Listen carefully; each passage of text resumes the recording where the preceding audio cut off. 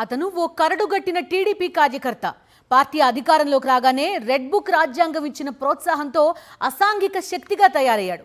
ఎదురుగా అమ్మాయి కనిపిస్తే చాలు వారి అనుమతి లేకుండా తన సెల్ ఫోన్లో ఫోటోలు వీడియోలు తీస్తున్నాడు.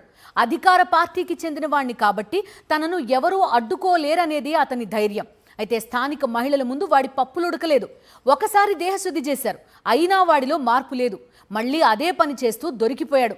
ఆ తర్వాత ఏం జరిగింది? Let's watch. వీడి పేరు ఆంజనేయులు. చూడటానికి ఏమీ తెలియని అమాయకుడిలా కనిపిస్తున్నాడు, కానీ వీడి సైకో బుద్ధులు తెలిస్తే ఆశ్చర్యపోతారు. మంత్రి నారా లోకేష్ ప్రాతినిధ్యం వహిస్తున్న మంగళగిరి నియోజకవర్గంలో దుగ్గిరాల మండలం తుమ్మపూడిలో వీడి నివాసం ఉంటున్నాడు. కరడుగట్టిన టీడీపీ కార్యకర్తగా పేరు సంపాదించుకున్న ఈ దగుల్బాజీగాడు సర్పంచ్ నర్రా శ్రీనివాసరావు అండతో రెచ్చిపోతున్నాడు. టీడీపీ అధికారంలోకి వచ్చింది కాబట్టి తన్నెవరో టచ్ చేయలేరని అనుకున్నాడు.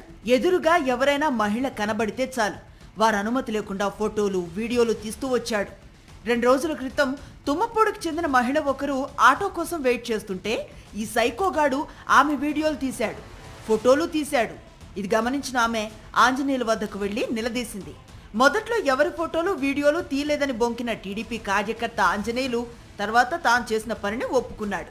దాంతో ఆ మహిళ ఆగ్రహంతో ఆంజనేయుల వద్ద ఉన్న సెల్ ఫోన్ లాక్కొని ఆమెకు సంబంధించిన ఫోటోలు వీడియోలు డిలీట్ చేసింది.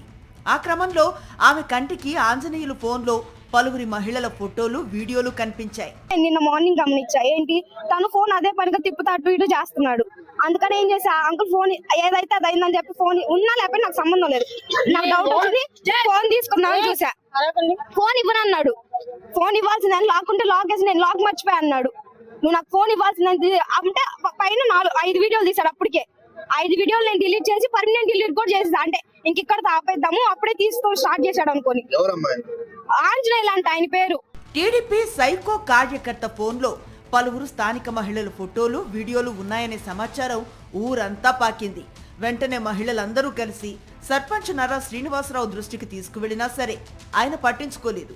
టీడీపీ కార్యకర్త ఆంజనేయులపై కేసు పెడితే నేనే అతన్ని విడిపించుకొస్తానంటూ తల తిక్క సమాధానం ఇచ్చాడు. ప్రజల పక్షం ఉండాల్సిన సర్పంచ్ నర్రా శ్రీనివాసరావు కూడా సైకో టీడీపీ కార్యకర్త ఆంజనేయులకి మద్దతుగా నిలవటంతో ప్రజలు, ముఖ్యంగా మహిళలు ఆగ్రహంతో రగిలిపోయారు. ఆంజనేయులను పట్టుకొని పోలీసులకు అప్పగించారు. సైకో టీడీపీ కార్యకర్తపై కేసు నమోదు చేసి అరెస్టు చేయాలని డిమాండ్ చేశారు.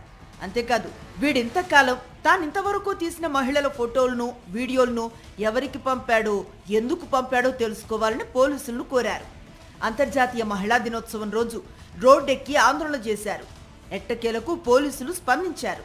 ఆంజనేయులు సెల్ ఫోన్ను స్వాధీనం చేసుకున్నారు.